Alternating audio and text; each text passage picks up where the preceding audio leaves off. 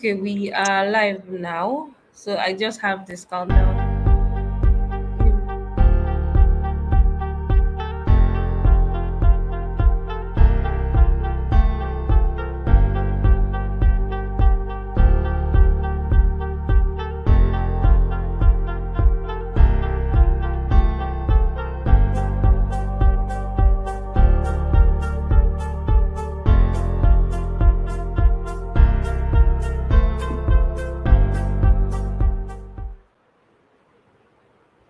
So hello guys, good morning, good afternoon, good evening, wherever you're watching us for.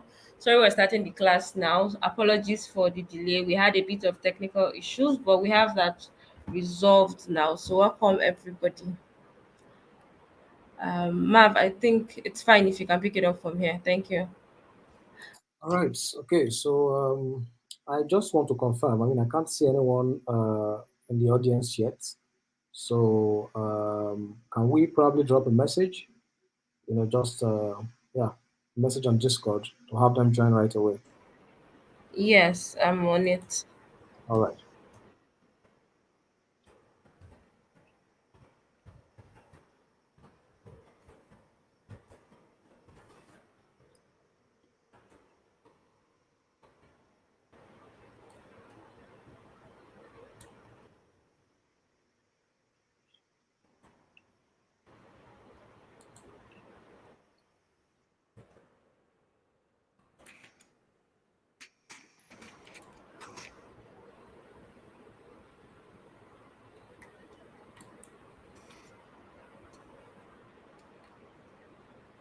Okay, so let's just give I think once it's 12:30 we can start.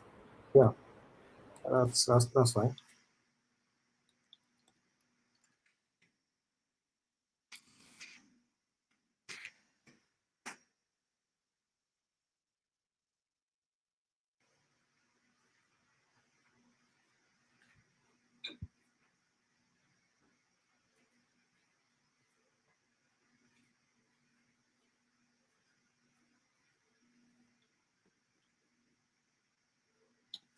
Okay, so I can see we have two people in the audience already. So it's almost 12:30. I would go ahead and share my screen. Guys, please let me know once you can see my screen, okay? I'll share my screen right now with you. Let's see, make sure I'm sharing the right screen. All right.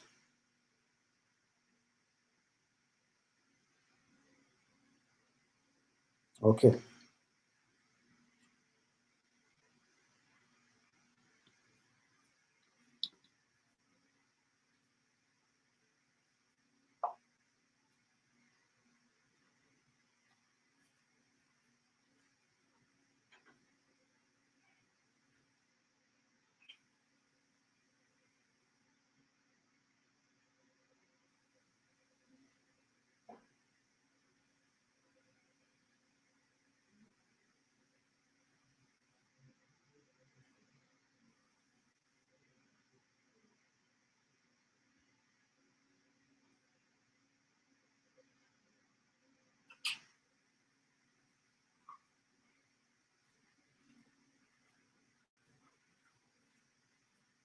All right. So yeah, so let me just take it from here. So I basically set up a project already. I'll be using, for my example, um, to avoid wasting any time. But first off, I'm going to explain, what the life cycle hook is, right? I know probably in your previous classes you might have covered this before, but I'll just give like a very quick, breakdown of what we really mean by the life cycle hooks. All right, and I hope you can actually drop your questions while the session is going on. Feel free to drop your questions in the chat, whether on Twitch or YouTube. I would definitely see them here, and I would answer your question simultaneously as we go through the class. Okay, so first off, before I show you what we have in the documentation here, which I would always recommend you use, let's just try to take down some things about the life cycle book. And I hope you can see my screen. I would have to zoom in on this one. Okay, right. So the life cycle hooks. So basically, when you're working with Vue, Of course, as I said earlier, I believe I saw some of the previous classes, so I know we have taken some, classes on Vue, with Vue, right? With the other instructors, I know we have actually covered some things on Vue. So a lifecycle hook is basically um, a set of methods, right? There are set of methods that are executed in a specific order. Of course, I will show you some examples. But the idea is, when you create an application and you then launch an application, with Vue, there are different stage at which Vue can actually execute some command, right? Some command. It can actually execute some command at different stage. So, we can have examples such as saying, okay, before the items are being created and mounted on the DOM. I want this to happen before at that moment when it is mounted on the DOM. I want something else to happen. At the moment when the application is created, right? I want this to also happen. Before the application is updated, or probably before a particular component is destroyed, or maybe when a component is destroyed, right? I also want this to happen. So you are basically going to set a life cycle, the hooks around a specific, let's say we have a component, right? So you can say before this component, is created. I'm just going to show you some examples. We have a better diagram on the website, on the Vue documentation website. So you can say, okay, we have a hook called before created. So I think it's before create, yeah. So before the component is created, I want a specific, chunk of code to be executed. So you probably have something that looks like this, right? So before it is created, this should, happen. And you can say, okay, while this component is created, I want this to happen, right? So we have another example, and I will show you an example, on how to basically on how to work with this, right? So whether you're using Vue itself or you're using, some other meta frameworks such as Next, yeah, you can also, do the same thing. The major thing is you're still using the same, framework, right? So we also have another lifecycle hook, which is before mount, before the component is mounted. While it's being created, it's also different from, when it is mounted. So before it is mounted, I want this to happen, and on mount, which is the next one I have here, right? So when it's mounted, I want this to happen. Now I hope you can see this, and as I said, I will show you some examples. But we then also have before the component is updated. So you can actually have, I'm sure you might have heard of watchers. So you can actually have, like, watchers, checking for component states change, or probably if something is going to change in that component. I want you to execute this if this change, right? If the data happens to change. You can actually use watchers for that. But if you're using the before update lifecycle hook, you can also try to basically kind of like watch a specific component. Before some updates happens on that component, I want this to happen. Or while the component is updated, I then want this to happen, right? Which is unupdated, just like this. Okay. Um, we also have before destroy, right? Which means, okay, before I take this component off the screen of my DOM, before it is destroyed, I want this to happen. And, when it is destroyed, I then want this to happen. So these are just different examples. I just pasted them, right here. As you can see, they are basically, methods that you can actually call within your Vue application, right? And yeah, let's quickly take a look at the lifecycle hook diagram here. So I have the documentation page, which of course I am going to drop in the chat, right? I'm going to do that right now. So I have this in the chat. Okay, so you can click on that. You can actually click on it and follow through. So this is the diagram for the instance lifecycle. So when we say instance lifecycle, we're referring to every single instance that is being, run using while you are building your application on Vue. Most frameworks have this, right? Whether it's Vue, whether it's React, they have these lifecycle, hooks. So you don't need to fully understand everything that is going on right here, but as you learn and build more, it will be useful. It will be a useful reference. Okay, so I hope you, yeah. So let me continue with this. By the way, give me 1 minute. I just need to resolve something real quick. 1 minute, please.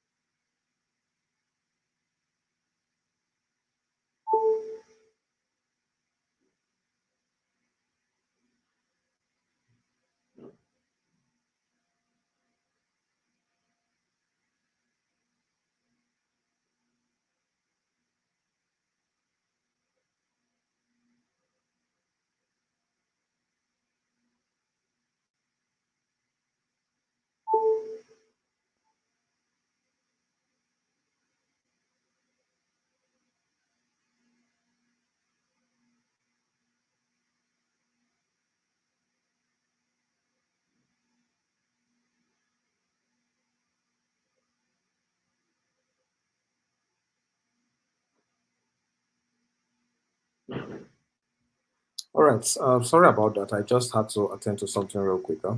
Okay, so let me continue from where I stopped. So I was talking about this diagram we have here, and I said, you don't need to understand every single thing, but when I show you the example, I'm sure you would at least understand some of the basic, idea behind working with the hooks. Okay. All right, so this is just trying to show us, a renderer, right? Which is, basically the renderer itself encountering a component, which is our component, right? It can be a component, maybe like a product card, component, right? So before you render that component, if you're using the composition API or you're using the options API, this is basically the flow for the options API. This is also trying to show you that yes, you can also use the composition API for this. Let's take a good look at it. So as you can see, we have before create. We also have created, right? So if you follow through on this, you can see we have before mount right here. Okay. Now you can see we also have before update. We have mounted. We also have updated.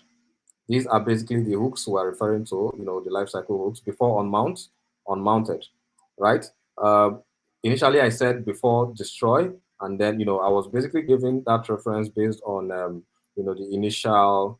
I think I would say most of the things here have changed because it was actually destroyed, but right now I think it has probably been changed to, before unmounted, and yeah, I mean, we can actually get to try that out. So let's see. We also have some things here explaining if the component has precompiled their templates, right? If no, then it would go ahead and compile the template on the fly. If yes, it would not compile the template. Right.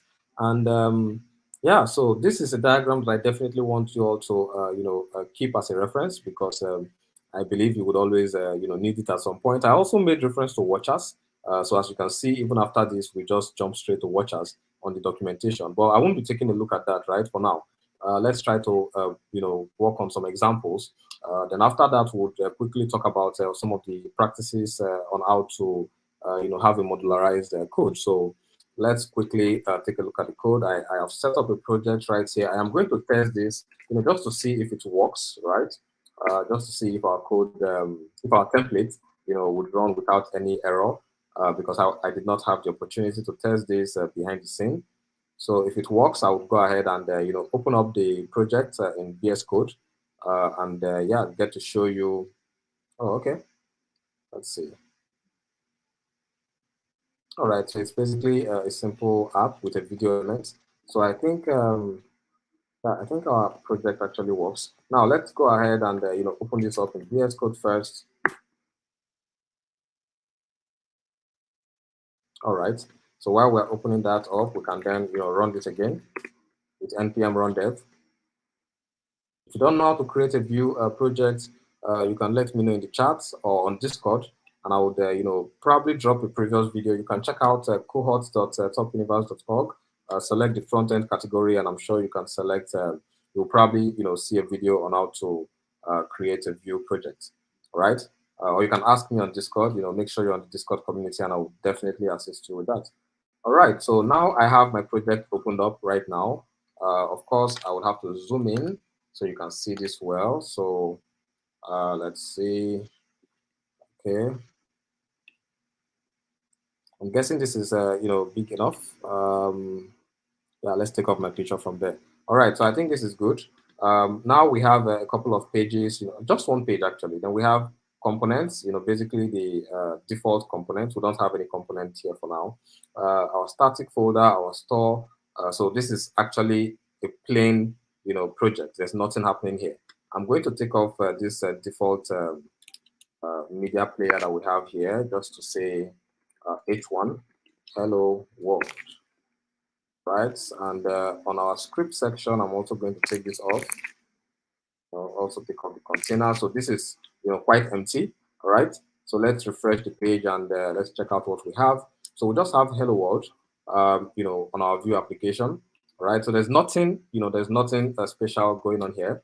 What I'm going to do is we're going to now use some of the lifecycle hooks that we have seen there. But before we do that, let's just make sure we kind of have something simple happening here. So I'm going to say we have like a full name, right? And that is coming from our data objects. So full name. And as you can see, I'm actually working with the options API here. So full name, I'm going to say Marvelous Solomon. Let's save this and let's see what we have. So Marvelous Solomon, that is reactive. Okay, so good. And then now we have this simple setup here. All right. So just to show you an example of the lifecycle hook. So this is an example I said that created, and I'm going to say when this is created, I basically want to console.log hello. And just to be sure if this works, I'm going to come back here and of course open up my inspect element section, check out the console. So let's start by clearing this, of course zooming in as well on this. I believe this is visible enough. Okay, so if I save this again, it's basically going to compile. So let's refresh the page and see what happens. All right, so now I'm refreshing the page, and as you can see, we have hello right here. So this was basically added to the, or basically this was executed, when this was created. So as you can see, this is kind of like created, when it is created, right? So of course it's a method, which means we can even call some other methods from here, right? Before your component is, or while your component is rendering, this is going to execute immediately, right? And we can try this with an example. So let's assume we have a way to fetch data, right? I'm going to do a very simple data fetch operation here. So I believe we have JSON placeholder. Yeah, I'm sure most of you know JSON placeholder, which is a very popular place to fetch random JSON data. As a matter of fact, we also have some other nice APIs you can play around with. Yeah, and if you want some examples on some of those API, websites that you can easily work with the data while learning, how to build with Vue, just let me know and I will share that with you. So yeah, it's a very simple example. You can actually fetch like a single to-do.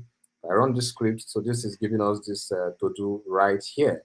Okay, so yeah, my advice here is, okay, if you want to if you want to use this, you probably want to use something like Axios. Of course, we have some other libraries you can even choose to work with Fetch. I personally prefer Axios. What I do is I have this simple API tool on my browser, which of course you can even integrate, some of these API tools on your VS Code, environment. So I'm simply going to fetch something right here, and I'm going to use the get option. So let's send this and let's see what we get back. This is the data we get back, and I'm going to, run this inside, VS Code, right inside my project. Unfortunately, we are unable to get like the Axios command. For some of you that know Postman or maybe Insomnia, this is basically what you use. But since we can't, get the Axios request from here, it doesn't.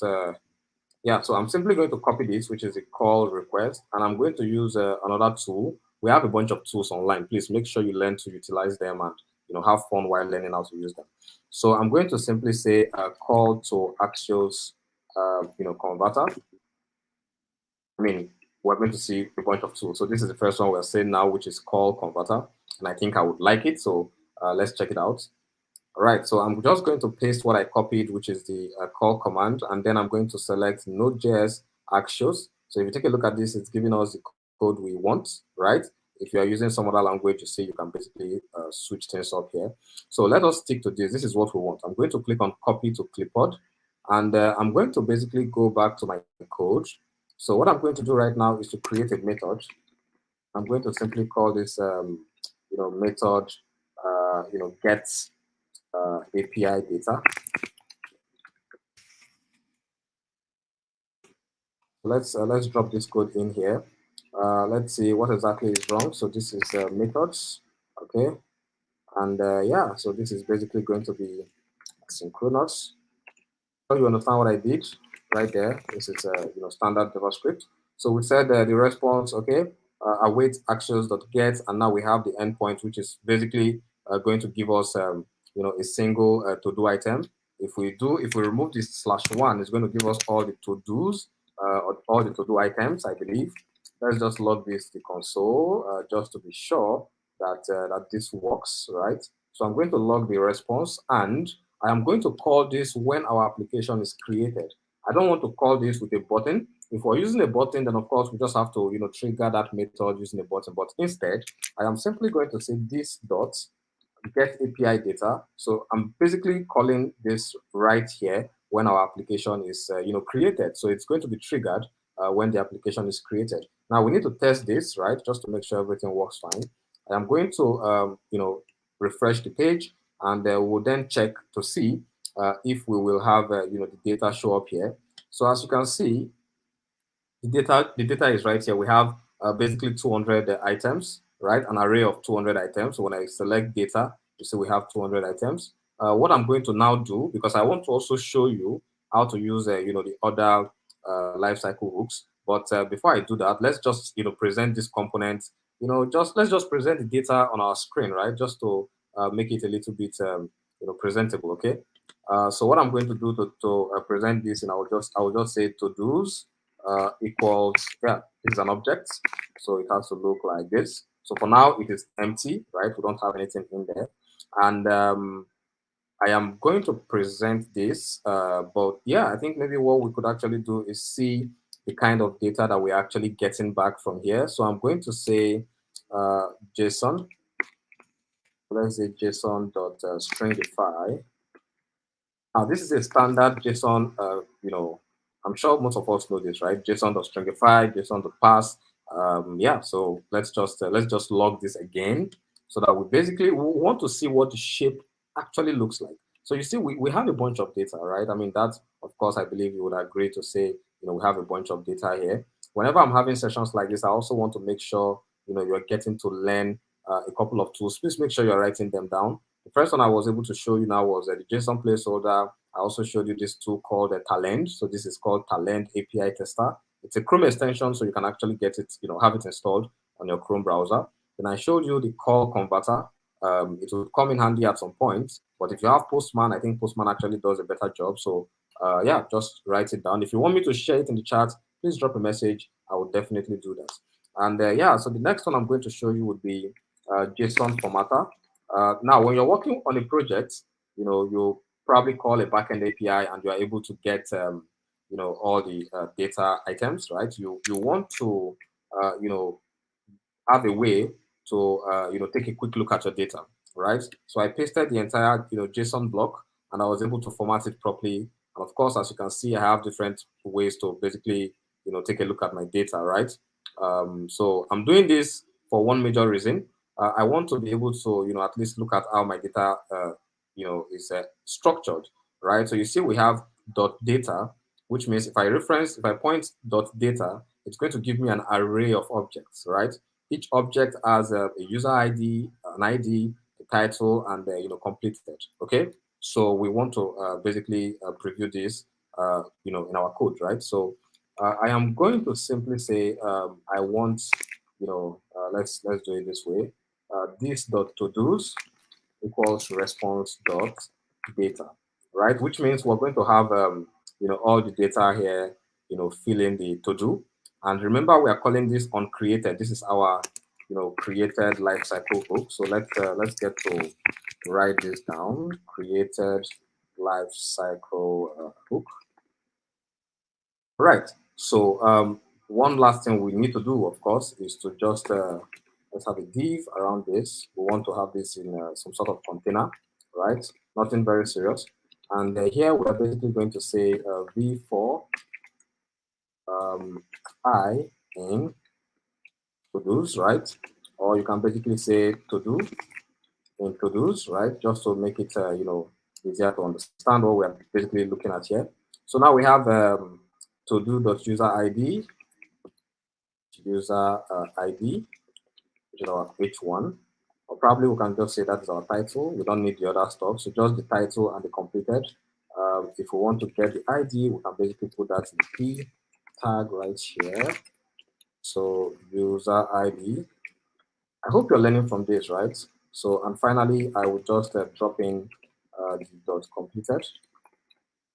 Okay, so now we have this simple example. So let's say once we have any item displayed like this, we just want to use the H arrow, which is the horizontal rule, to demarcate the items we have. Okay, so this looks good.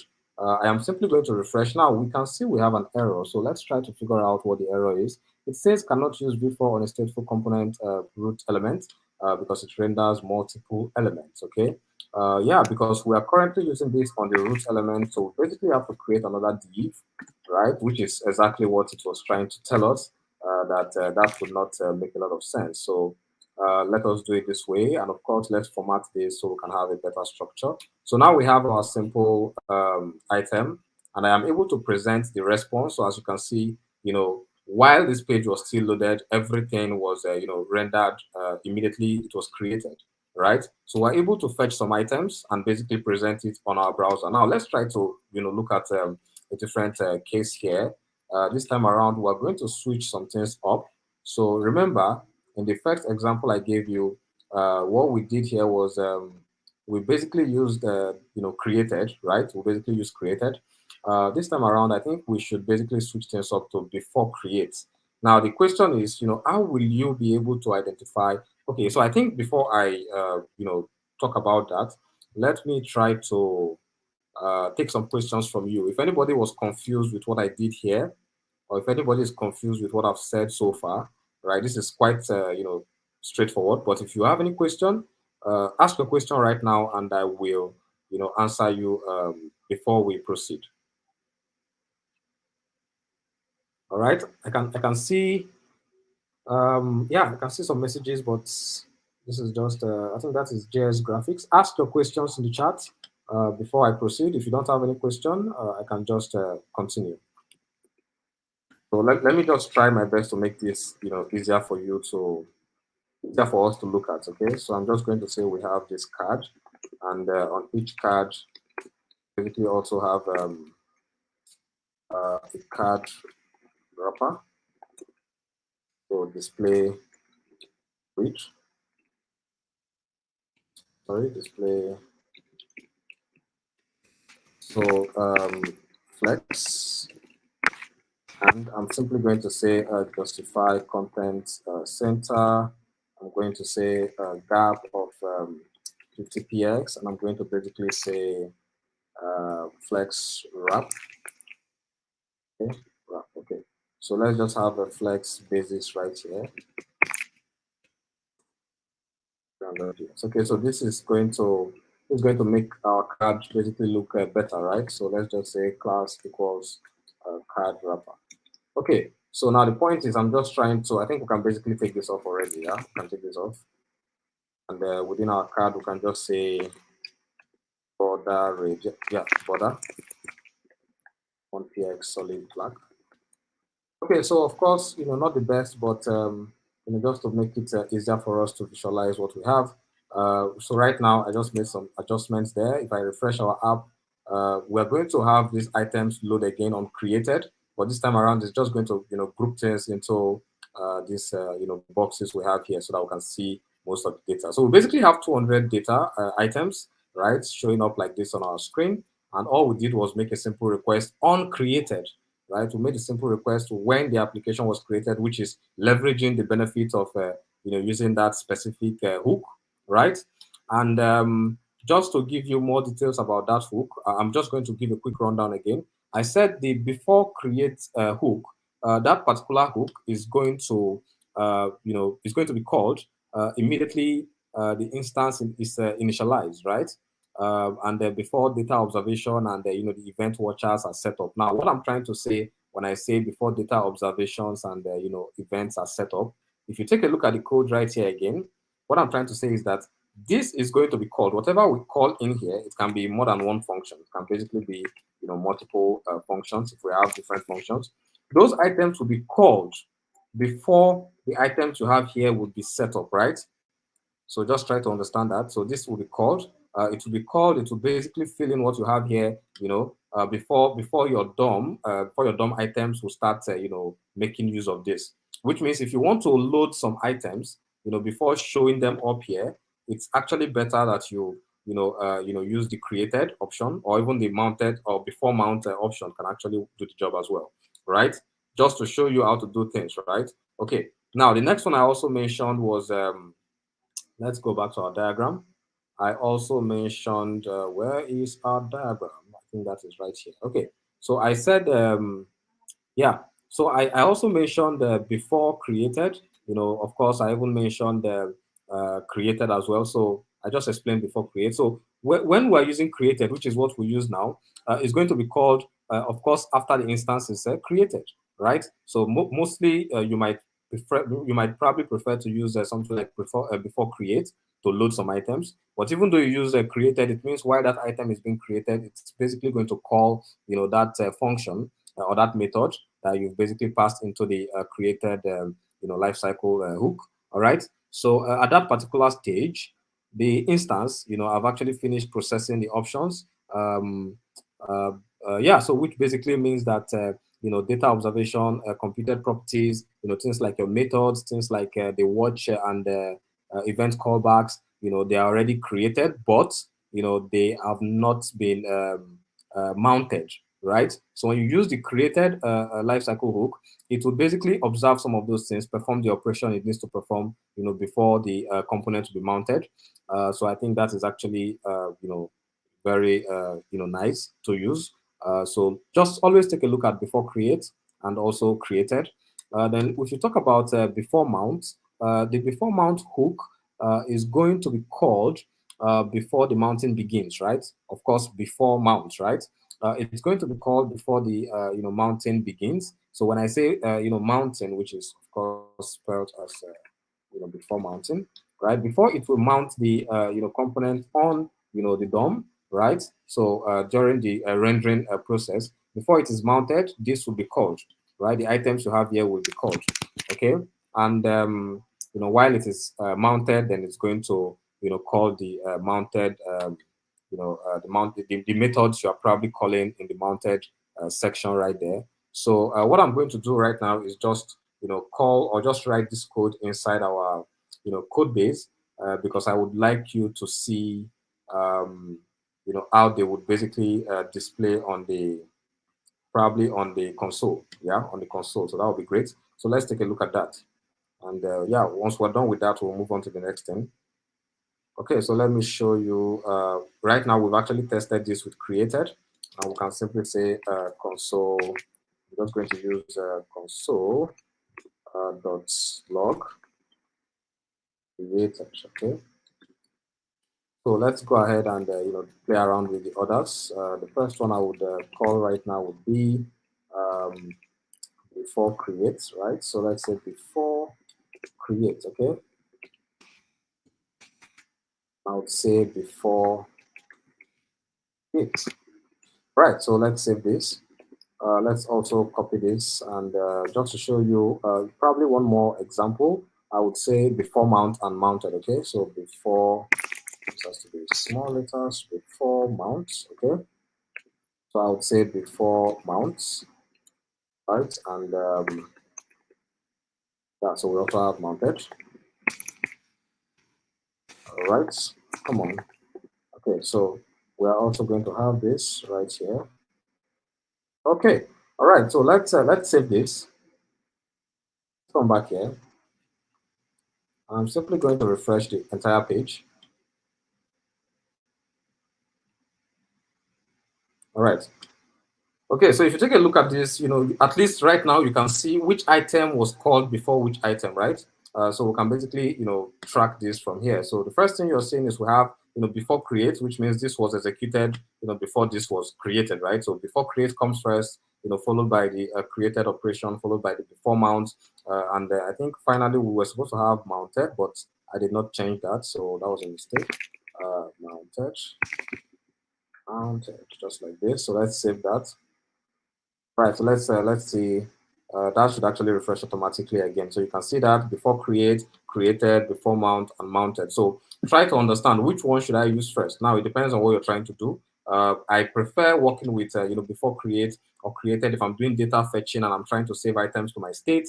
But if you decide to use before create or created and you're not using a state manager, in most cases it will actually lead to some sort of delay, right? There are always ways to manage that. I prefer, working with state managers like Vuex or Piana, and I'm sure you would get to, learn that over time. But if you have any question based on what I've shown you so far, please go ahead and drop a message in the chat, and I will definitely respond to that.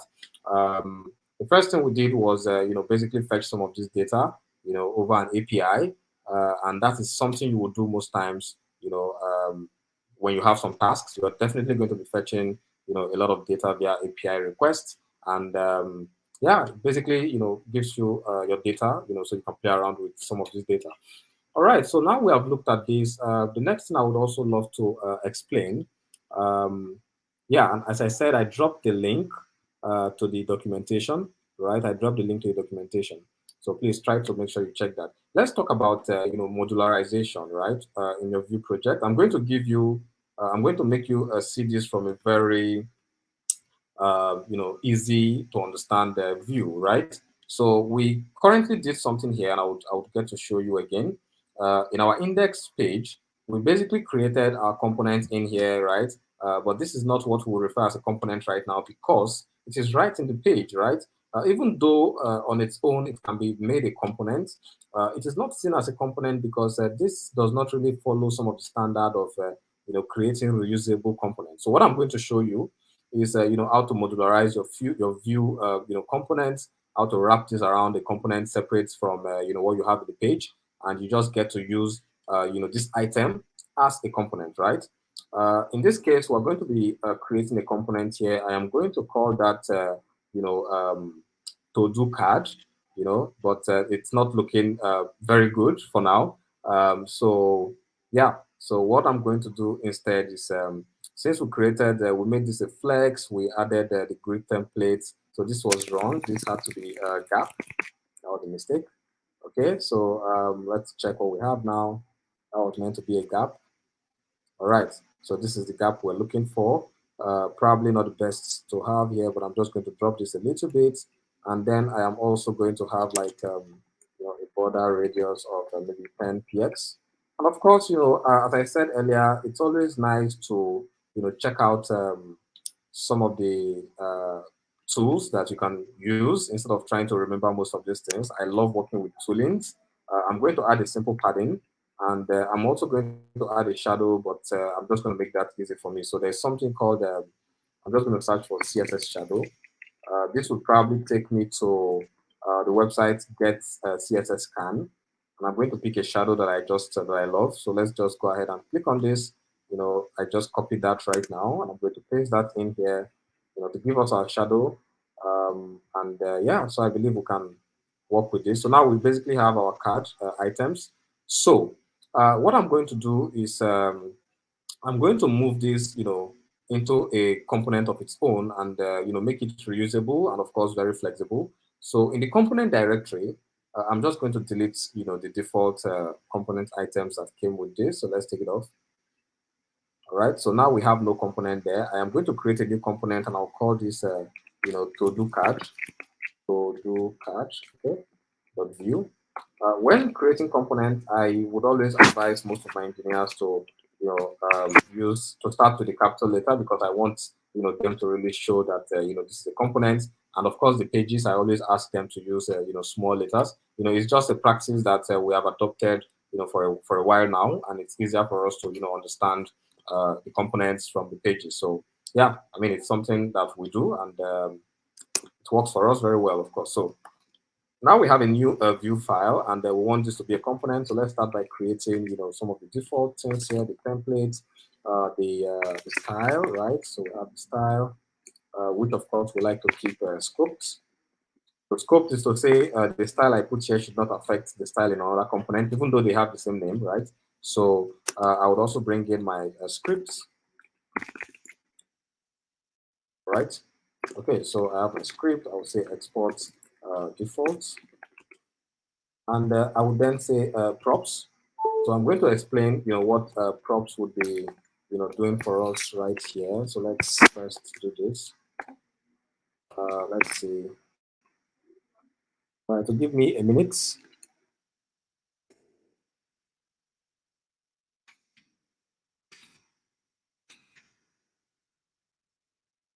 Okay, so let's come into this file, and I'm basically going to move what we have here, right now, into this section, right? We're going to move this into this section. Okay, so let's drop it in here.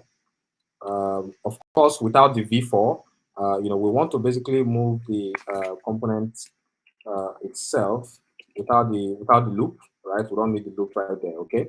And we want to use the props, right? I'm sure you already know what props are, but we are basically going to use the props, to determine the items that should be passed in here. So right now, we no longer need to say to do dot this.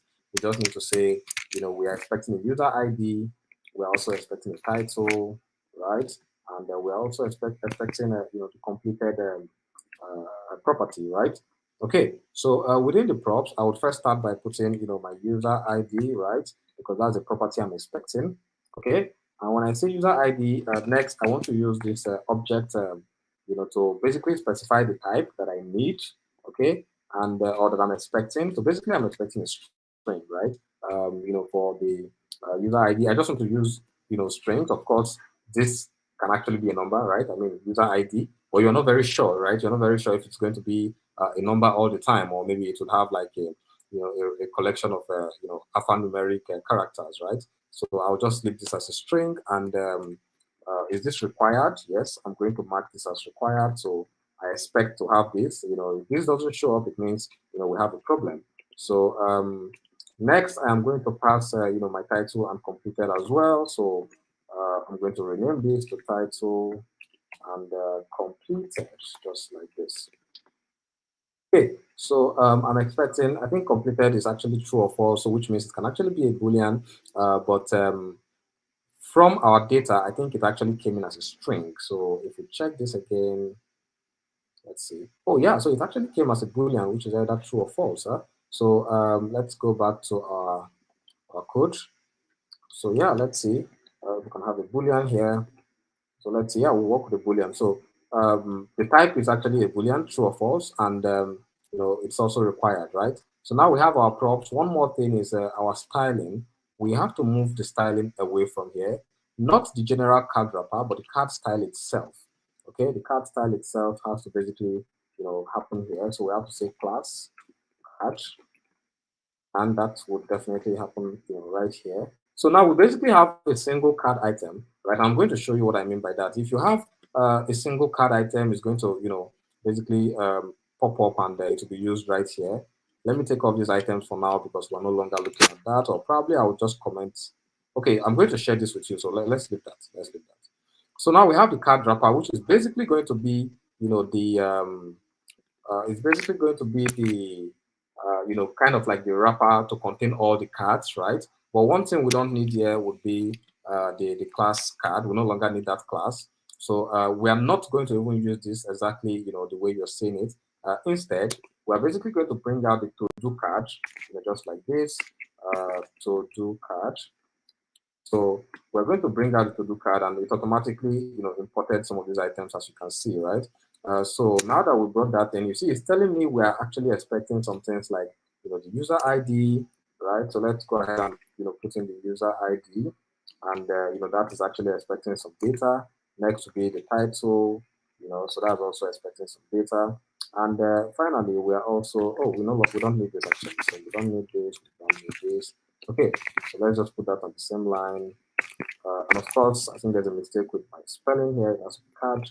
Okay, then one last thing is actually completed, right? So completed, we're actually expecting something as well.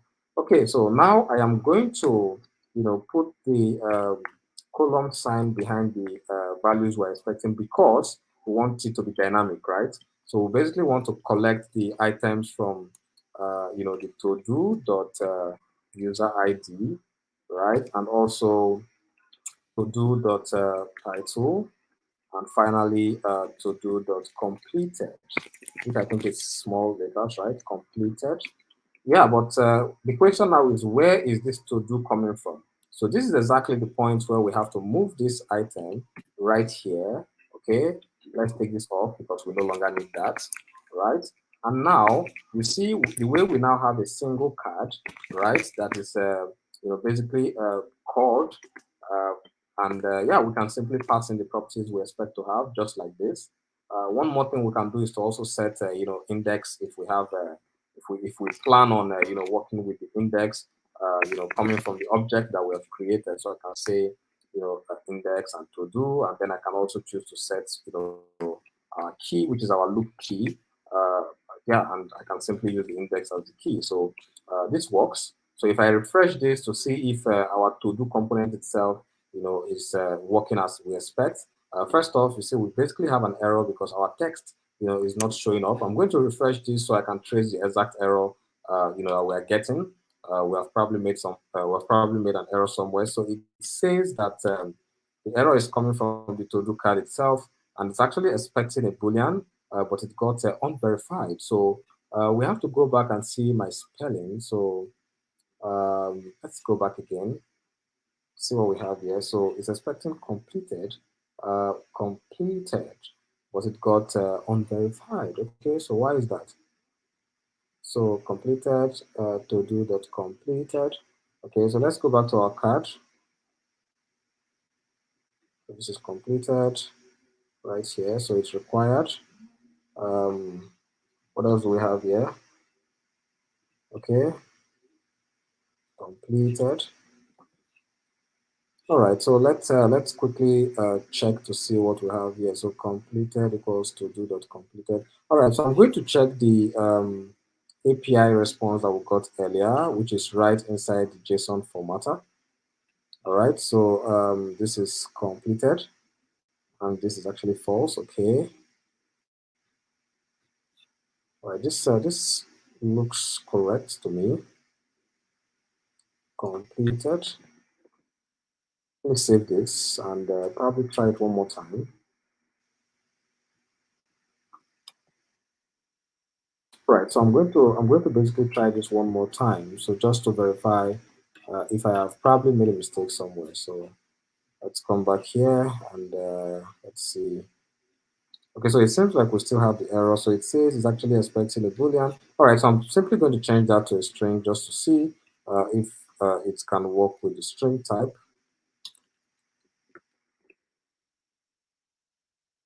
So if it doesn't show up, it means the problem is, yeah. So let's refresh this to check.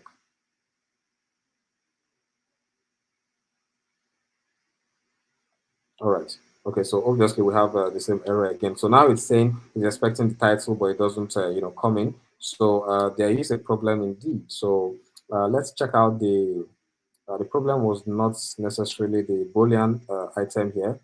So right now we said props, okay, and right here we're expecting those props, just like the user ID, the title, what else? Completed as well. Okay, so what exactly are we missing? Um, let's go back to the index to see what we are missing. Okay, so this is to-dos. All right, so on created, we called this. Okay, that correct? Okay, so I just want to log this to verify that we are getting the, let's say, response.data. I would say JSON, stringify, save that. Even with the error we have, we're just going to see if we are at least getting that, getting the response, right? So let's see if we're getting the response. Let's scroll down. Um, okay, so there's a lot happening here. We can't seem to get the data. So let's see. I'm going to take some of these things off because I want us to really check. But I'm sure the problem is actually coming from our to do card. So let's take some of these items off. So now we have our components, our to do card. We're also making the API requests, and yeah. So we're going to fetch that into the to dos. Aha, so you see, right here we're saying index to do, so probably this should have been, that was obviously, I would have probably just used a to do then before index. I'm sure that is, where our problem came from. Let's save this now again, and let's go ahead to verify. Yeah, so that was the problem. So it actually has to be to do before index, so index just like this, right? Let's see, let's say key index, okay? Save that. Try it one more time. That's fine. Okay, yeah. So that was the problem. Unfortunately, I think we did not figure that out on time. But yeah. So just in case of next time, what was actually happening there was the so let's see, it says expected string with 10, got a number with the value. Of course, which is what we said earlier that this item can actually be a string or a number. You just have to make sure you're very sure, right, of what you're having. But now it's telling us that this is actually expecting a number, and because it was a number it got back from the, server. So I have also fixed that and this works, right? So now we have been able to move we have been able to basically switch things out here, and now we have a number, we have a string, and we have a boolean, right, on our to do card.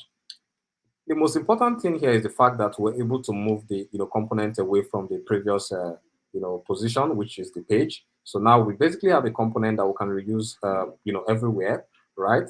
And we can even choose to make it more dynamic, right? If you want to, definitely you can make it more dynamic. All right, so that's just an example of how to basically wrap your components into different files. You can basically create multiple files, for different specific components, and of course, fetch some of the data from your state. Yeah, and I think it actually makes working with component frameworks like Vue very interesting. All right, so the last thing I'll be talking about, and I will just give a detail on how it works, right? The idea around working with what we call composition functions, right? I just want you to first understand, in case you are asked, what exactly is a composition function. Um, the idea behind the composition function uh, is that you are basically able to create functions that can be reused in multiple components, right? In multiple components, um, and yeah, it's I'm trying to fetch that from the view documentation as well. So please give me a minute to quickly check the URL for that, so I can share that with you. Just a minute.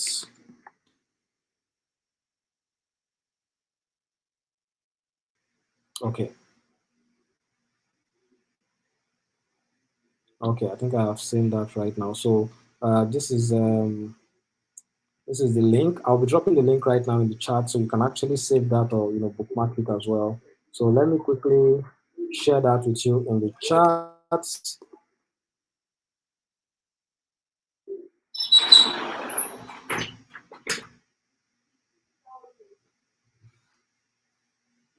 Okay, so I believe I have shared that in the chat, so you can actually click on it and go through it. So we have what you're seeing there is basically composables, and The idea behind composable is that you are able to, let's pull it out to my screen here as well so that you can all see it.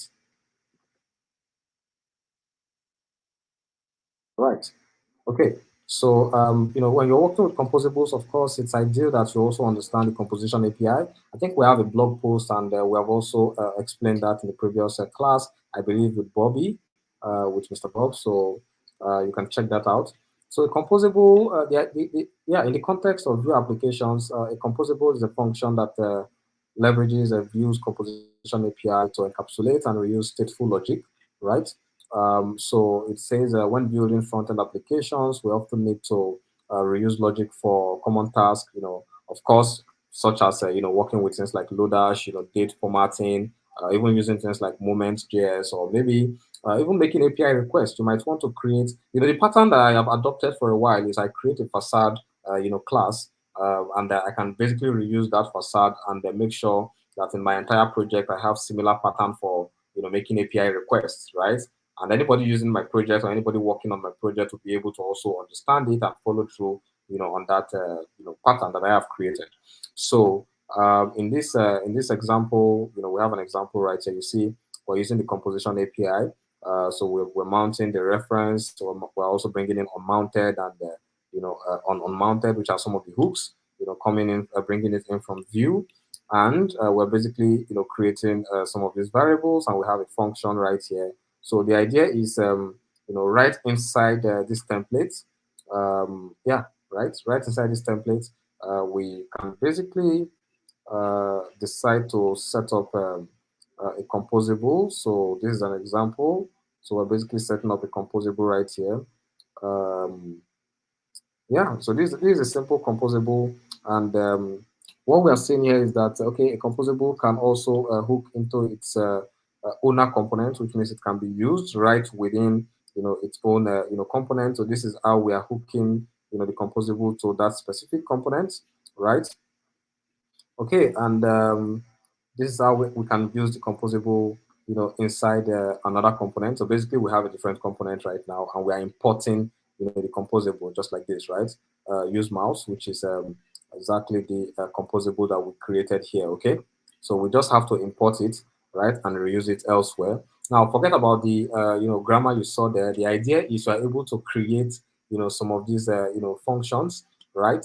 And the idea is it's called a composable because it's built in such a way that you would use it inside a project working with the composition API, right?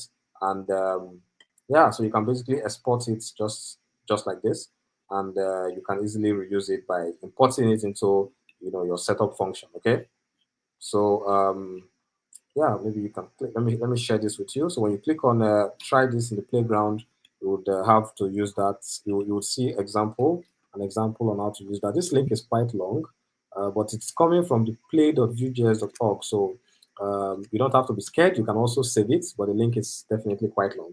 So yeah, go ahead and save it. When you click on that link, it takes you to the playground and it shows you this specific example of working with the composition API function. I don't want this session to be so long.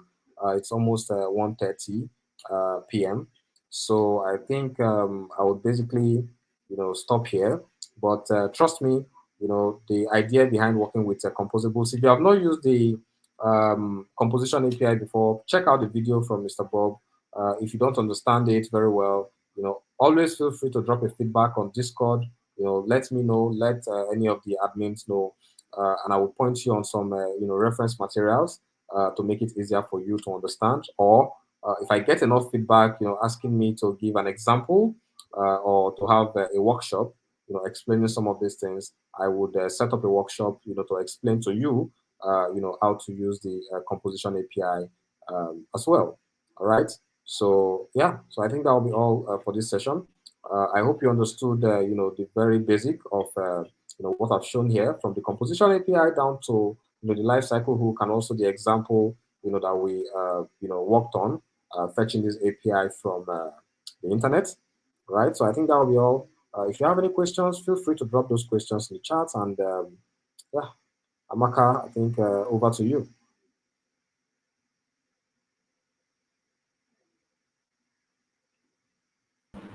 All right, Mav. Thank you so much for this session. So, guys, if you have any question, you can go ahead to drop it on Discord, and Mr. Mav will be there to pick it up from you. Again, I would like to say apologies for the delays for starting this class. I'm so sorry about that. And if you have any questions, drop them on Discord. So that will be all for today. Good morning, good afternoon, good night. Have a lovely time, everyone. Bye, everybody.